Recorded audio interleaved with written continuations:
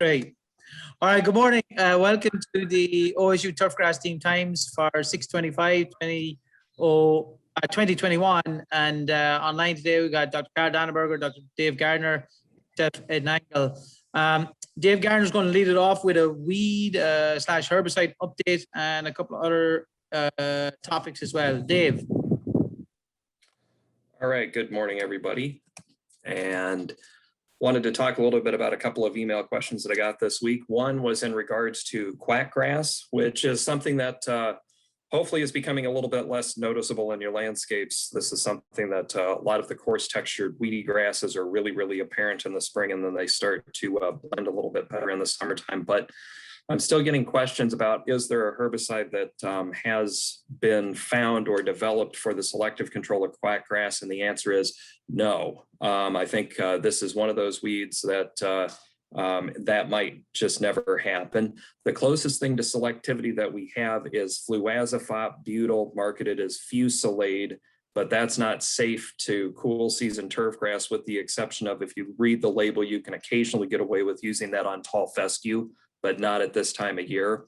The other one is a product called Certainty. The active ingredient is sulfosulfuron. One time I got reasonably good control of the leaves of quackgrass when I sprayed it on dormant Kentucky bluegrass, so summer dormant Kentucky bluegrass, but that's not a labeled use for that product. I tested that in the year that Certainty was marketed in the North. I think that was the year 2007. It is now a warm season turfgrass herbicide for a reason. It's pretty active on cool season grasses. So really, if you have quackgrass or a lot of the other perennial grasses, the answer to the question, is there a selective herbicide? The answer is no. The one thing I would say with quackgrass, though, is that you should be seeing seed heads now.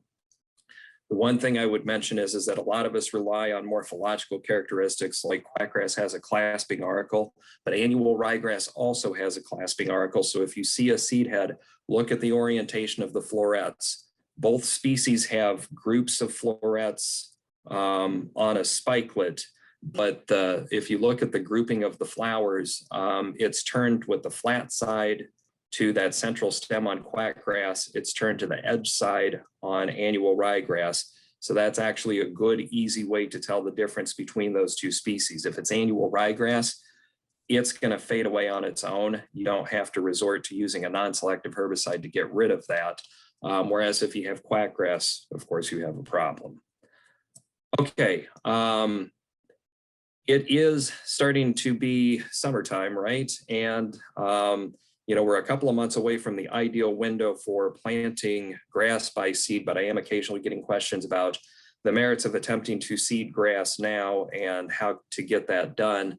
There's a couple of issues with trying to seed turf grass in the summertime. One is we're getting up to the end of the window when crabgrass and other annual grasses are trying to germinate. But one problem that you can have with summertime establishment is that it's not just the grass that you seed that's trying to germinate. You'll have crabgrass, goosegrass, and a lot of other grasses.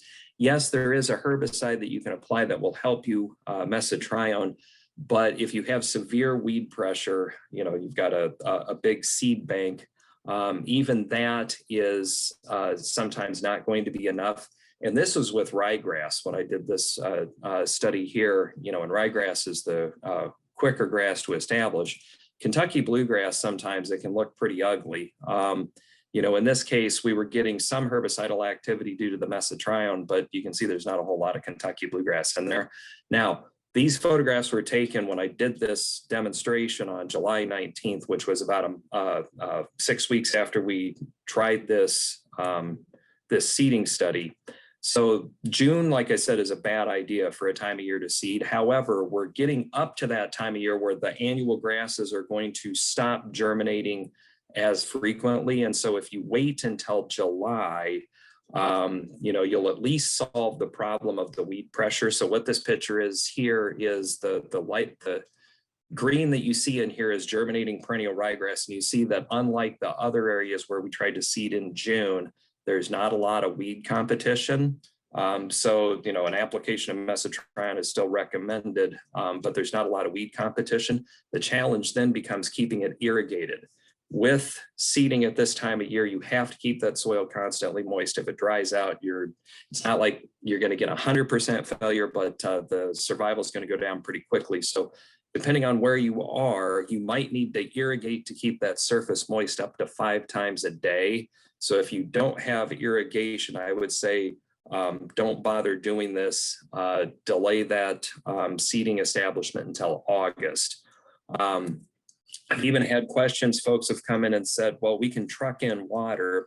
I'm not going to go over this math a whole bunch. You can hit pause on this if you want to look through the numbers, but the bottom line is that a 10,000 gallon water truck, which seems like that should be a lot of water, is enough to cover 1 acre to a depth of 1 centimeter. So 4/10 of an inch, which really is kind of marginally enough.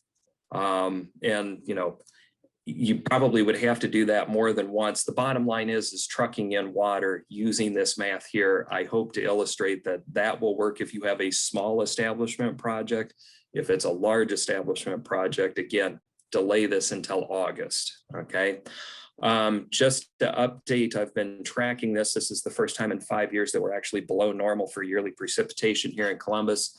This graph is now 4 days old, and so we're actually a little bit closer to the start of July, but we've gotten no more rain, so we're down now about almost 5 inches on our precipitation total for the year. So the bottom line is in places where you can, raise the high to cut as high as you can. Pollard turf will have a deeper root system, but also you'll get a little bit more shading of that soil surface, which will result in a less evaporative loss out of that soil. And that's what I've got. Thank you, Dr. Gardner. One other thing to keep in mind, Dr. Gardner, if someone sprayed a pre-emergent herbicide and then decided that they want to reseed into the lawn, what kind of efficacy are they going to get with that germination? It depends on what product they applied and when they applied it. If they used either prodiamine or dithiopyr, which are the 2 chemicals that are more commonly used, I would go so far as to say that they should just assume that those products are still active.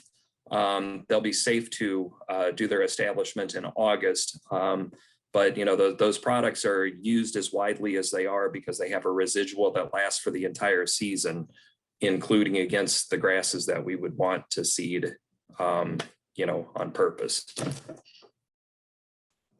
So if they put seed down into recently treated pre-emerge areas, it's like pissing in the ocean trying to change the salt content right now. I would say that, you know, if they went out with that application in March and they tried to do the seeding in July, they might get some germination, but they're going to be disappointed in the numbers. Anywhere that the average went down, just wait till August. Makes sense. All right, thanks, Dr. Garner. The inimitable Dr. Carl Donneberger. Bingo, mute.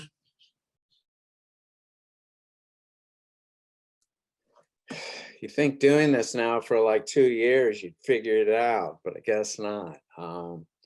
Hey, first, just a shout out to Larry Napora and Tim Gruber at Firestone Country Club. This week, I had a chance to get down for the one of the practice rounds at the Bridgestone Senior Open at Firestone, and the course looks super. They've done a tremendous job, and just to say, if you live in the area or in Ohio, it'd be well worth your time to take a trip up this weekend if you have some time, and go watch the tournament.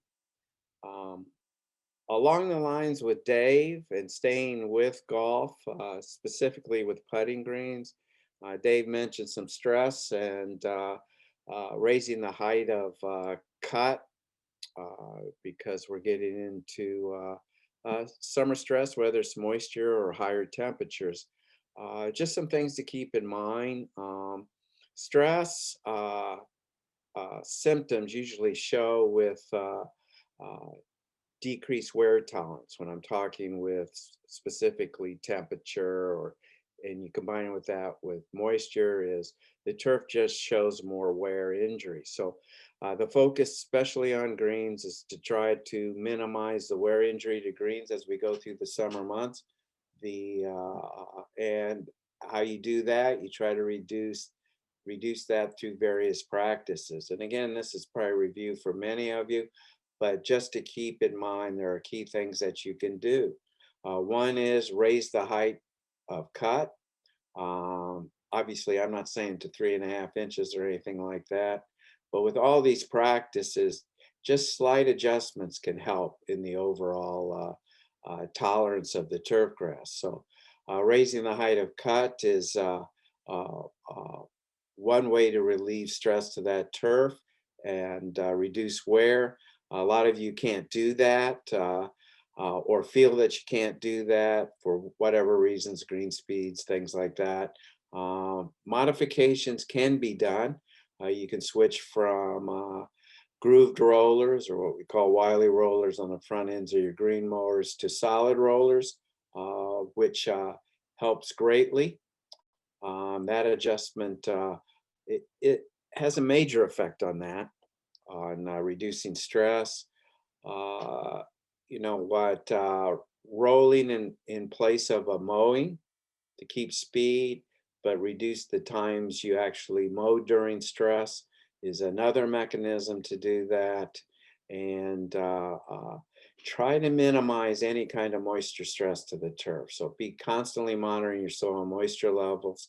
I know a lot of times we overwater, but if you get into high temperatures and your moisture levels drop too low, that turf becomes extremely stressed.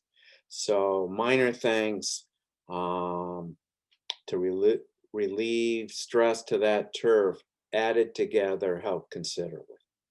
So those are just a couple suggestions. You can name a whole bunch more, but that's what I'm going to leave with. The main idea is summer's coming, even though the last few days have been relatively cool. Watch your turf now. Thanks, Carl. And to follow up on that, we were looking at a brown patch trial, and even though it's not super evident on the tall fescue, further down on high cut tall fescue, it was still festering.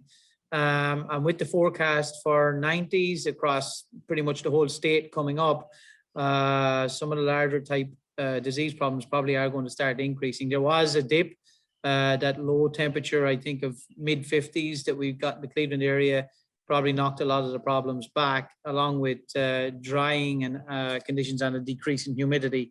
But that again is all about the change.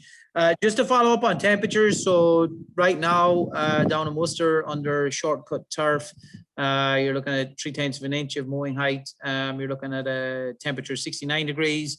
Up in Cleveland area, modified greens, actual current temperature is 64 degrees right now, but remember it's 10:30 in the morning.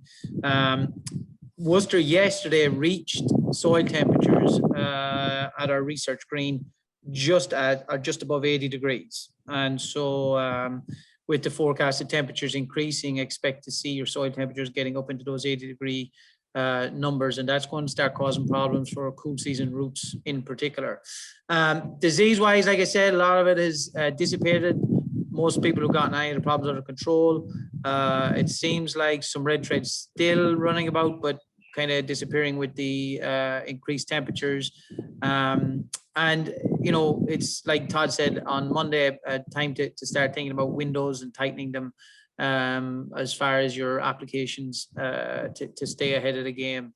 The other thing, field day, again, August 4th, Dave, if I can remember correctly. That's going to be in Columbus, and we're finalizing the details on speaker rotations and topics. And I would expect in the very near future to hear an announcement on the farm manager replacement. A couple other things. September, I want to say 28th. Let me just check that to make sure. September 27th, sorry, is the ATI scholarship outing. That's going to be at Columbia Hills this year, just south of Cleveland. The OTF outing is at Walnut Creek, and that is, I believe, 2 weeks after that. I can't give you the exact date off the top of my head.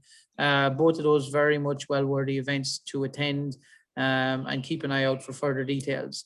As always, if you have questions, reach out email, phone call, any of us, and we'll endeavor to get the answer that you're looking for.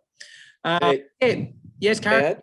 Yeah, I just want to follow up. Thanks for reminding me. Ed mentioned soil temperatures. A nice key is that once average soil temperatures get above 70 degrees, that's a nice sign that the plant's changing.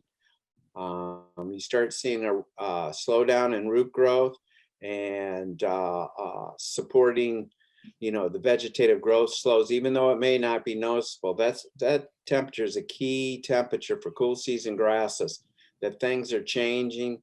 And so once you start seeing average soil temperatures above 70 degrees, start paying attention to what's going on out there.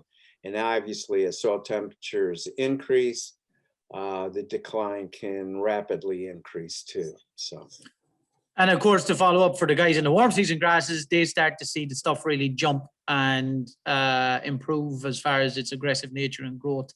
So the guys down Cincinnati and places like that are probably going, finally the zoysia has started to perform how it should be. yeah, it's kind of cool how it's almost the exact opposite. Yeah, exactly. And Carl bought me more time. So it's October 11th at Walnut Grove Country Club, not Walnut Creek, but Walnut Grove Country Club. October 11th is the OTF golf outing. All right, folks, we will see you next week. And in the words of a great man, it has been emotional.